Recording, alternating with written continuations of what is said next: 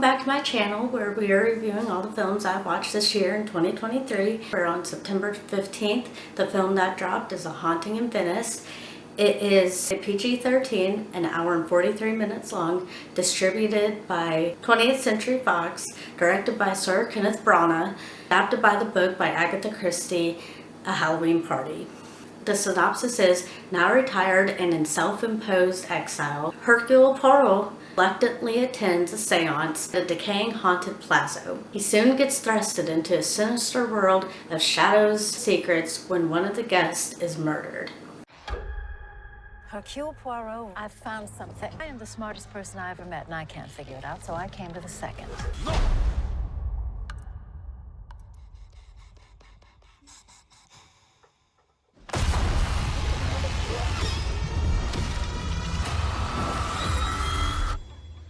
It stars, of course, Sir Kenneth Branagh as Hercule Poirot, Tina Fey as Ariande Oliver, Reilly as Rowena Drake, Owen Robinson as Alicia Drake, Dornan as Mr. Ferrier, Jude Hill as Leopold Ferrier, Michelle Yeoh as Joyce Reynolds, Kyle Allen as Maxime Gerard, Emma Laird as Desdemona Holland, Ali Khan as Nicholas Holland, Ricardo Scamaricchio as Vitel Folik, and Camille Cotton as Olga Semenoff. So this film I actually did not see in theaters. Like I've stated in a couple of other reviews, there were just a couple of movies I did not actually see in theaters. I've been pregnant all year. There's been quite a few I haven't seen in theaters at all or seen at all. And then just a few I haven't seen in theaters. And I actually watched this one on Hulu, and I actually watched it recently last week. We are in December and I watched it last week, but I'm adding it as into the September because that's when it dropped. But I'm adding it to the list because, oh my gosh, you guys, this one was a great film. I don't know many people, especially my age. I am 33, about to be 34 next year, obviously, but who grew up watching the stories of Hercule Poirot. But my mom and I would watch them all the time. Is back when he looked like this in the TV series, but now he is portrayed by Sir Kenneth Branagh, and he is an amazing actor and director. I did not know he directed these as well. My mom and I watched Murder on the Orient Express, and that was a great film. I was very skeptical with that one on how they would portray Hercule Poirot with a new actor, and Sir Kenneth Branagh really knows the character. He does so good, and that mustache, golden. I love it. This film I really enjoyed because I always love murder mysteries, and then I also love horror and the darker side of things. So this film was the perfect blend of each. I love mystery films. I've always loved Hercule Poirot stories and Agatha Christie. I've never read the books, but my mom has read the books. And it's funny because when I mentioned A Haunting in Venice back in September, she was like, what's that? And I was like, it's a Poirot movie. And she's like, Agatha Christie never wrote a book called A Haunting in Venice. And at first I was like, oh, well, maybe she missed that one. No, she's right. They didn't. She didn't write that book. She wrote A Halloween Party, and that's what this is based off of. But kind of like, I hope it's okay to drop other reaction channels' names because I highly respect this man. Chris Stuckman mentioned that he thinks the reason for the poster looking the way it does, I'll put it here, and for them titling it A Haunting in Venice instead of Halloween Party was to kind of attract the younger generation into this world.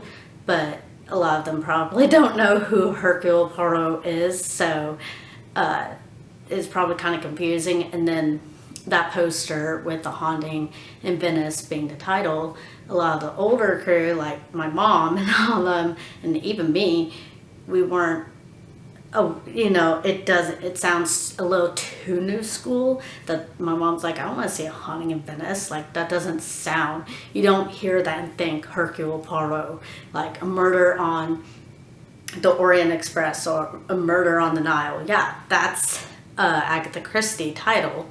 So it was a little confusing for her. But I think Chris Stuckman got it completely right. They're trying to attract a new generation, but it also kind of confused the older generation. But me, who's kind of in between both, I truly enjoyed it. I thought it was such a great film. I actually really love the cinematography. I love the acting, obviously. I think the whole cast, that's why sometimes I just mention some of the main stars I like, or some of the main characters I enjoyed. I really liked them all. At first, I really didn't enjoy the Holland kids. Nicholas, I didn't like Nicholas and his sister at first, who were the assistants to Joyce Reynolds. I didn't think I would like their arc or anything, or their storyline. I really did. I thought that was really sweet. Tina Fey, let's talk about her. This is the first time I saw her in something that was not comical, and she was funny in SNL and all that stuff back in the day. And Mean Girls, you know, we've all known her comedic side. It's kind of run flat for me throughout the years. I haven't really enjoyed Tina Fey. When I see her, I'm like, oh, it's the same beats and drums of her comedy I've always seen. This was refreshing. I thought she did great. When I saw the trailer, I did not recognize it as Tina Fey.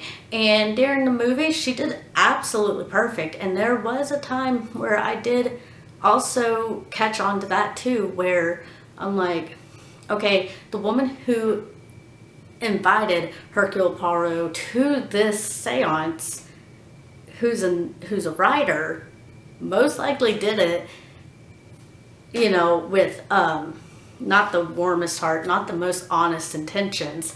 And so when he unveiled that and he's like, yeah, you kind of did this out of greed yourself, I was like, I knew it. I had a feeling, but I wasn't sure if I was actually going to be correct about it. So I was really happy when I was correct about that.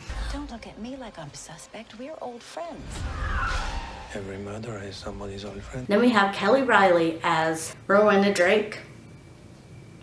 And she is the mother of Alicia Drake, Alicia Drake is the one who passed away in the past, and that's who they're trying to figure out who murdered her.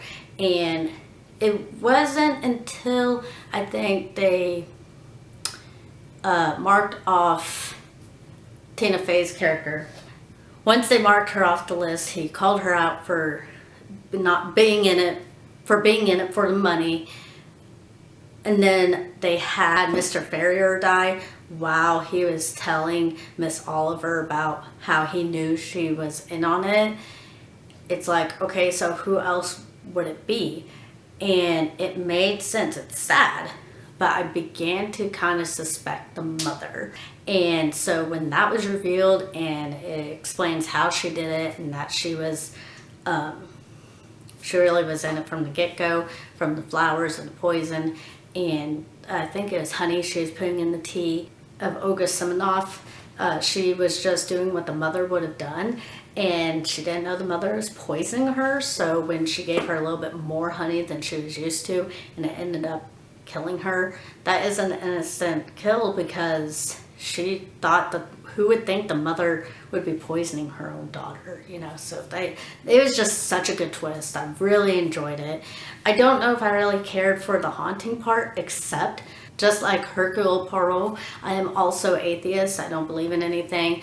And so I really personally enjoy when we can see a lens through that kind of filter, because there's so many movies where, you know, and there's so many people in real life that, you know, speak about their beliefs and everything, and how it's supposed to be a shared belief. And it's interesting, back when I was Catholic, it felt very isolated that everyone around me wasn't Catholic and didn't believe in anything. And now that I'm kind of literally mirrored of myself, and I'm on the opposite spectrum and I don't believe in anything, that can sometimes feel very isolating, because now it's like, well, everyone believes in this little thing, and it's like, okay, whatever. I don't ever push my non-belief or anything. But I did enjoy how he was such a skeptic, and non-believer of demonicness or ghost or anything crazy. He wanted an explanation for everything. That's kind of why he went to the seance, was to disprove it.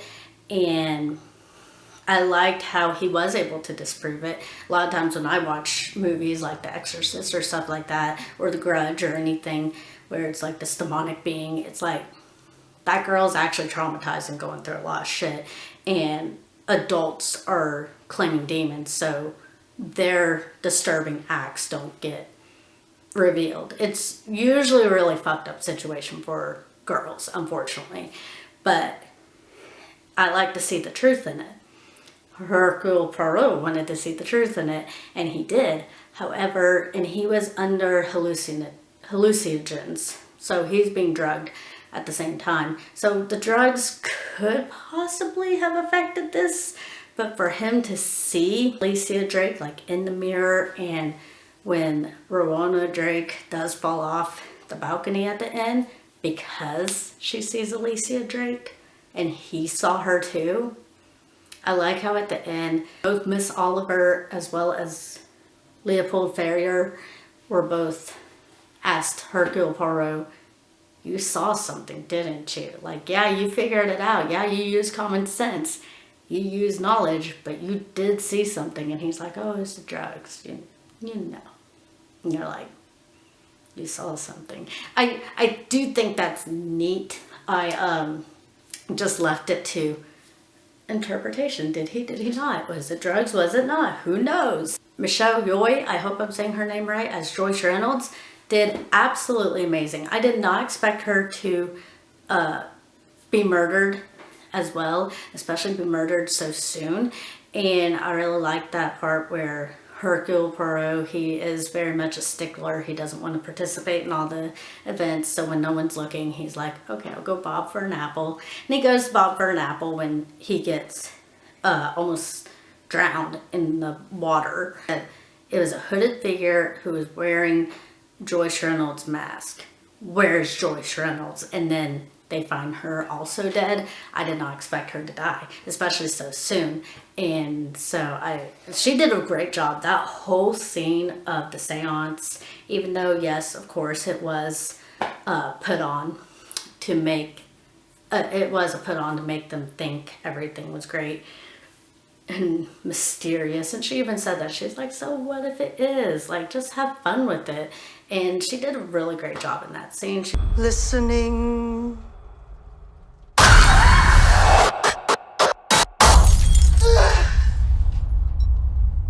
Mama? Felicia? What is happening?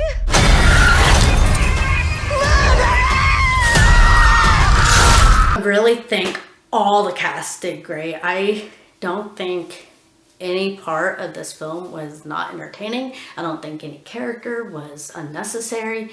I just actually absolutely love this film. One thing fallback on this, one fallback. I was able to tell who done it earlier on. Now, who was the blackmailer, that shocked me. But as for who did it, who committed the murder, I was able to decipher that early on. But other than that, this film was absolutely perfect. The acting was great. It was cinematic. There was a lot of camera shots that were absolutely fantastic. It was intriguing. I was sometimes on the edge of my seat, even if I knew what was going to happen. The way they portrayed it was so well done. It had story. The script was really great. The editing was good. It was decent. Now, I don't know how it is for everybody else, but I definitely think this is iconic, and I definitely think it's rewatchable. I will be rewatching this so many times because it's interesting when you don't know exactly what's going to happen.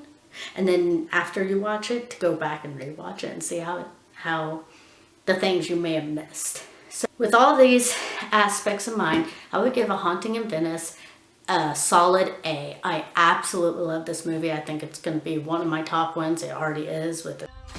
Somebody is dead. No one shall leave this place until I know who did it. A ghost killed her. There must be a rational answer for all of this. Just admit that you were up against something bigger than you. Thing in this house tried to kill me. You were saying